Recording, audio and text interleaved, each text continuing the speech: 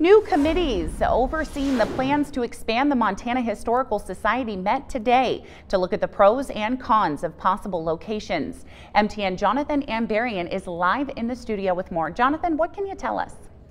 Jessica, the leaders overseeing construction of the new Montana Historical Society building haven't been able to narrow down their list of possible locations. In fact, they've added a few additional options to consider.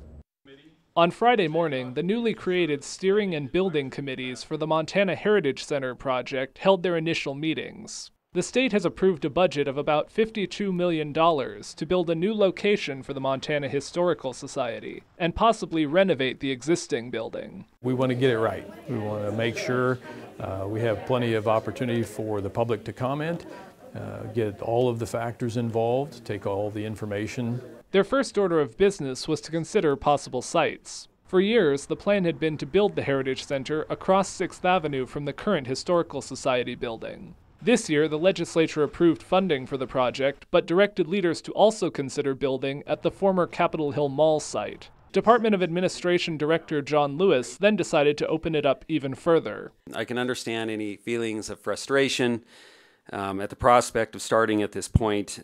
However, I think we owe it to the people of Montana to be as thorough, fair, thoughtful as possible. CTA architects looked at an additional 20 sites around the city. They eventually identified 3 of those to be added as potential options. Padbury Ranch, an undeveloped property off the South Hills interchange, on Montana Department of Transportation land adjacent to Interstate 15, and on a parcel near the airport south of Costco. Architects laid out pros and cons for each site. The newly identified sites would offer more space and flexibility, but they're farther from the Capitol complex. The mall site is a smaller acreage, but has easy access from Highway 12. The current location has access challenges, but it's the most convenient to the Capitol and the existing building. There were also initial estimates of the cost. Architects estimated regardless of the site, they could build the new Heritage Center and renovate the current building for close to the $52 million budget. If they build on a new site and ever want to relocate the Historical Society so the 2 buildings can be adjacent, the legislature would likely have to provide more funding.